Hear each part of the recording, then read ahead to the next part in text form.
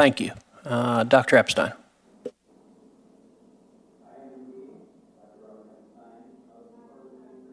Please turn your microphone on. I am indeed Dr. Robert Epstein. The most important thing for you to know about me is that I'm the father of 5 wonderful children. As it happens, I'm also a research psychologist at the American Institute for Behavioral Research and Technology. I have been center-left my whole adult life, but I value my country and democracy more than I value any party or candidate. That is why I'm speaking out today. I'm here to explain why Google poses a serious threat to democracy, how monitoring systems can protect us from companies like Google, and how Congress can immediately end Google's worldwide monopoly on search. My plan for ending that monopoly was published just yesterday in Business Week. I respectfully request that my article be entered into the Congressional record. It's attached to my full testimony. It will be entered without objection. I've been a research psychologist for nearly 40 years. My PhD is from Harvard, and since 1981, I've published extensively on AI and other topics. Some of my research has focused on Google, on the company's massive surveillance operations, censorship capabilities, and unprecedented ability to manipulate the thinking of 2.5 billion people, soon to be 4+ billion. I've written articles about Google for Time Magazine, USA Today, that kind of thing, but also for the Daily Caller and even Russia's Sputnik News. I reach out to diverse audiences because I believe the threats posed by Google, and to a lesser extent Facebook, are so serious that everyone needs to know about them. Here are just 3 disturbing findings from my research which adheres to the very highest standards of scientific integrity. Number 1, in 2016, Google's search algorithm likely impacted undecided voters in a way that shifted at least 2.6 million votes to Hillary Clinton, whom I supported. I know this because I preserved more than 13,000 election-related searches prior to Election Day, and Google's search results were significantly biased in favor of Secretary Clinton. I know the number of votes that shifted because I've conducted dozens of controlled experiments that measure how opinions shift when search results are biased. I call this shift SEAM, the Search Engine Manipulation Effect, which I first published in the Proceedings of the National Academy of Sciences in 2015. Biased search results can easily produce shifts in the opinions and voting preferences of undecided voters by up to 80% in some demographic groups because people blindly trust high-ranking search results over lower ones. SEAM is an especially dangerous form of influence because it is, in effect, subliminal. It also leaves no paper trail for authorities to trace. It's an example of a short-lived or, quote, ephemeral experience. That's a phrase you'll find in internal emails that have leaked recently from Google. I'm now studying 7 such manipulations like SEAM, and unlike billboards or those Russian-placed ads, these manipulations are invisible and non-competitive. They're controlled entirely by big tech companies, and there is no way to counteract them. Number 2, on Election Day in 2018, the Go Vote reminder that Google displayed on its home page gave one political party at least 800,000 more votes than it gave the other party. That reminder was not a public service, it was a vote manipulation. Number 3, in the weeks leading up to the 2018 election, bias in Google's search results may have shifted upwards of 78.2 million votes spread across many races to the candidates of one political party. This number is based on bias in data captured by my 2018 monitoring system, which preserved more than 47,000 election-related searches conducted by a diverse group of American voters. I know how to stop big tech in its tracks, and that brings me briefly here to monitoring systems and the proposal I published yesterday. A 2015 phone call from the Attorney General of Mississippi prompted me to start a years-long project in which I have learned how to capture online ephemeral experiences. In early 2016, I deployed a system that allowed my team to look over people's shoulders as they conducted online searches with their permission. I deployed a more sophisticated system in 2018, and I'm raising funds now to build a much more comprehensive system in 2020, one that will allow us to catch big tech in the act, to instantly spot when Facebook is biasing news feeds or when Twitter is suppressing tweets sent by Ann Coulter or Elizabeth Warren. This system must be built to keep an eye on big tech in 2020, because if these companies all support the same candidate, they will have the power to shift 15 million votes to that candidate.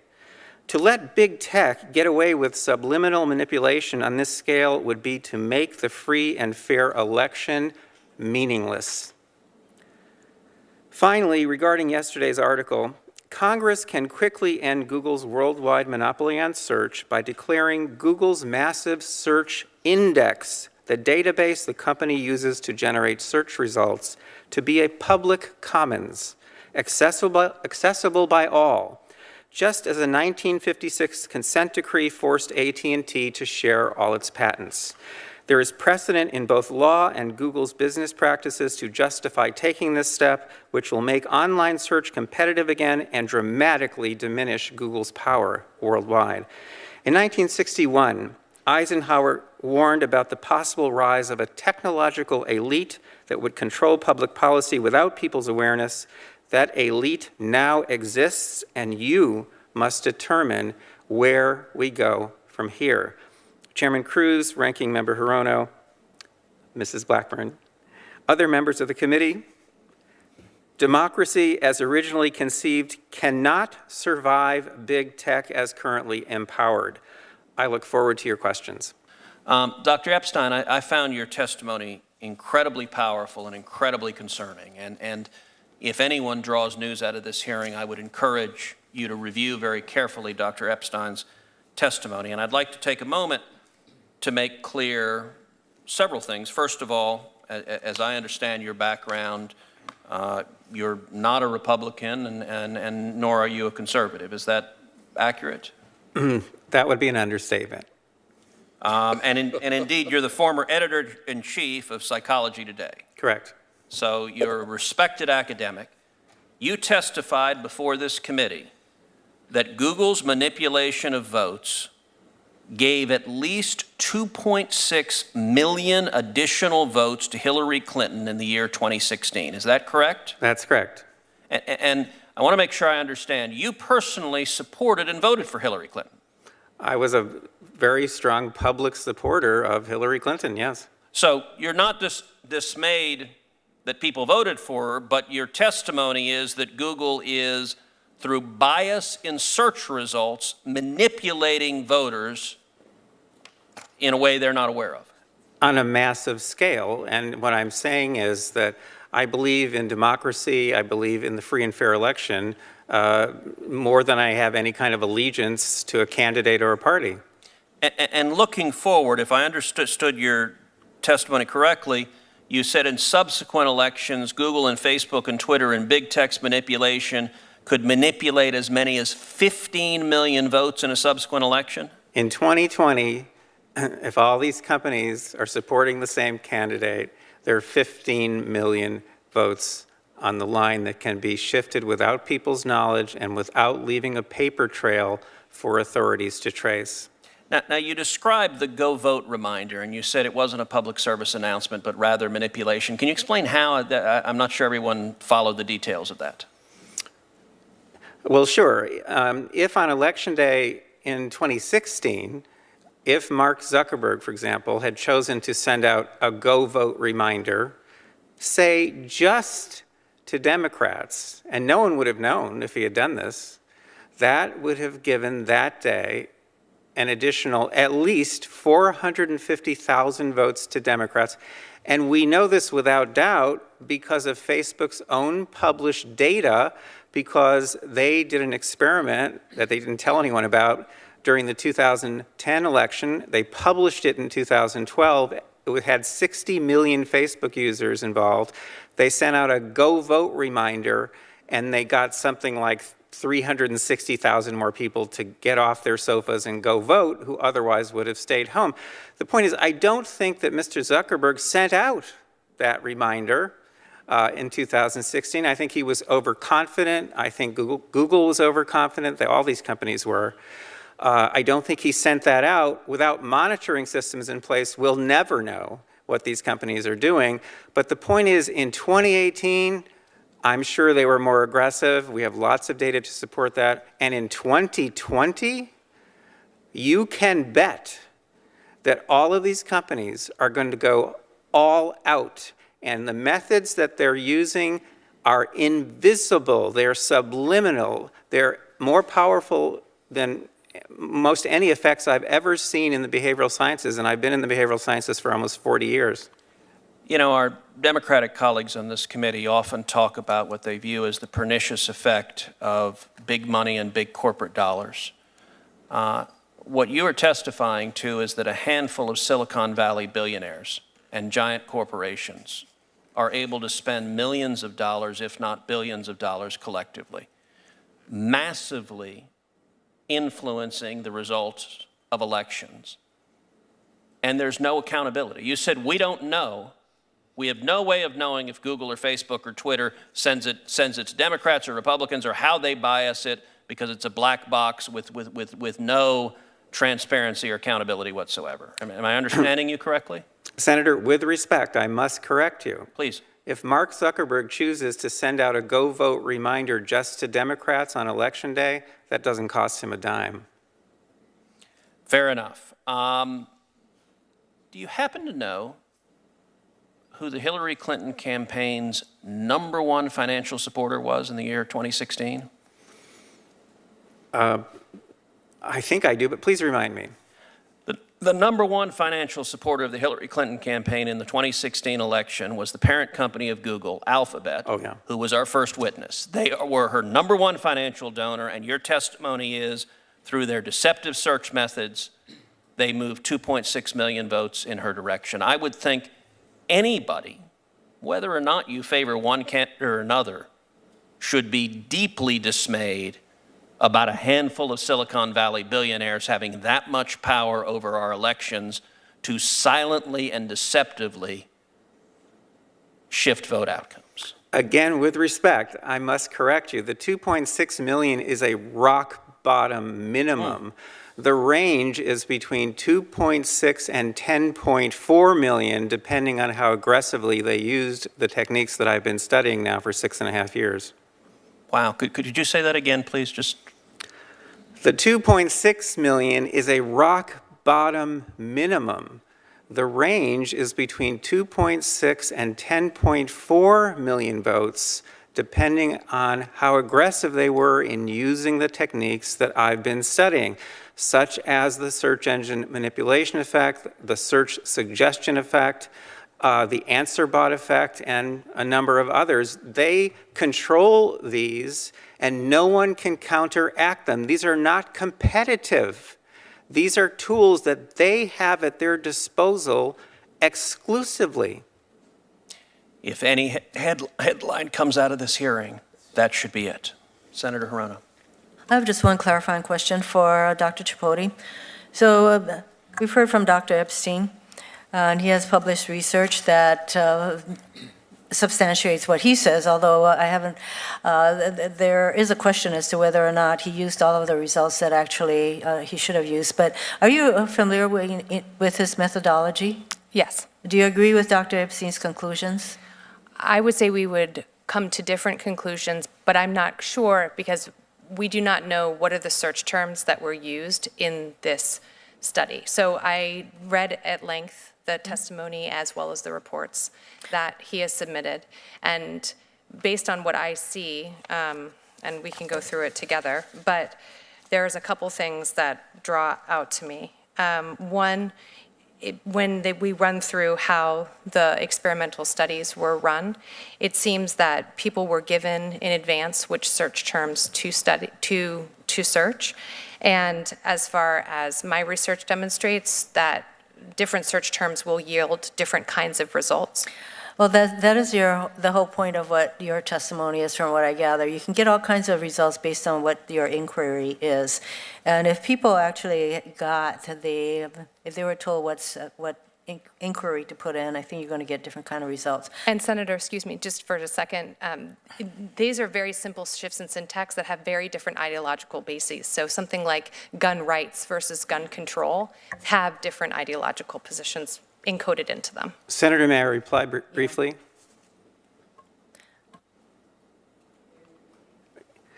Yes, well, we're well aware of that. So obviously, we started with more than 500 terms. We narrowed it down to 250, and we had those rated by independent raters. We only used search terms that were not biased in one direction or another. And again, that's based on ratings by independent raters. We're acutely aware of these kinds of issues, and we control for them. Are you going to possibly undertake a study of how Russia's interference with our elections, what kind of impact that had? Are you embarking on that study? We've looked into that, Senator. I'm very interested in it. I think it's reprehensible that this kind of thing happens. But in fact, Russia was using several techniques, but mainly targeted ads. And the problem there is they're now in a world, in an environment that's highly, highly, highly competitive. People also can see ads, so they can, use their judgment, and confirmation bias plays a role in how they react to ads. And study you did that you talked about probably has all those kinds of factors as being complicating the picture. Thank you, Mr. Chairman. Dr. Epstein, Senator Hirono questioned your methodology and also said that there were similar problems with search results as there are with ads. I want to give you a full opportunity simply to respond to those criticisms and explain the methodology you used. Well, sure, ads, and fake news stories for that matter, they're visible and they're competitive. So there have always been those kinds of manipulations. Go back 100 years. There have always been fake ads. There have always been fake news stories. And they're competitive. That's a competitive environment. You put up your billboard, I put up my billboard. The problem with the techniques that I've been discovering and quantifying is that they're brand new. The internet has made them possible. They've never been possible before in human history. And they're controlled entirely and exclusively by Google and, to a lesser extent, Facebook. They're brand new. I've had to put names on them one by one as I've discovered them because they're so bizarre.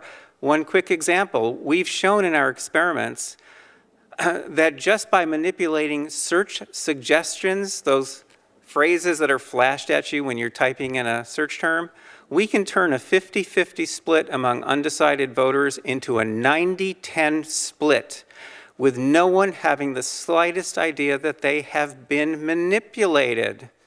We have reason to believe... Can you put some specificity on that? I don't know if that example can be fleshed out, but... Well, yes, in fact, we did that using the names of presidential candidates, and we flashed search suggestions as people were typing letters, and we deliberately withheld negative search suggestions from some of our participants, and with other participants, now and then we allowed a negative to show up on the list. Well, when you show a negative on the list, and right now if you look up Donald Trump you will find one negative. When you put a negative on the list, that draws 10 to 15 times as many clicks as neutral or positive terms. So if your algorithm suppresses negative search terms, search suggestions, I should say, for one candidate, as we know Google did for Hillary Clinton, my candidate, in 2016, but you allow negatives to appear now and then for the opposing candidate, those negative search suggestions draw a tremendous amount of traffic to websites that show that candidate in a negative light. And what I'm telling you is we have shown that using this technique, we can turn a 50-50 split among undecided voters into a 90-10 split with no one having the slightest idea they have been manipulated. We have reason to believe that Google is knowingly, deliberately, strategically manipulating people's thinking and behavior from the very first character people type into the search box. And Dr. Epstein, can you elaborate? You said we have reason to believe that Google is doing this knowingly and deliberately. Can you explain why we have reason to believe that? Well, pull out your cell phones. If you type the letter A into Google's search box, by the way, you should never, ever use google.com, never, because it tracks you. You should use either something like DuckDuckGo, or my favorite is called StartPage, startpage.com, which has full access to Google's index. But the point is, if you type the letter A into the search box, depending on your relationship with Google and how much they know about you, there's a very good chance that you're going to see Amazon listed in the first position, second position, third position, maybe all three positions. Guess what? Amazon is Google's largest advertiser, and Google sends more traffic to Amazon than any other company. These are business partners, and Google is trying to send you to Amazon when you type the letter A. Type in the letter G. Okay, for what it's worth, I just typed A. I got Amazon, Area 51 raid, and Amazon Prime. So those are the three Google suggestions, two of which are Amazon. Wow, that's actually something, because I'm assuming you don't block them in any way, so they know all about you, and they're still trying to send you to Amazon and Amazon Prime. But type in the letter G and you'll get something different. If you type in the letter G, there's a good chance you're going to get a list of Google products. They're trying to send you to Google. And the lesson here for all of us is, if you start a company, make sure the name of it does not begin with the letter G.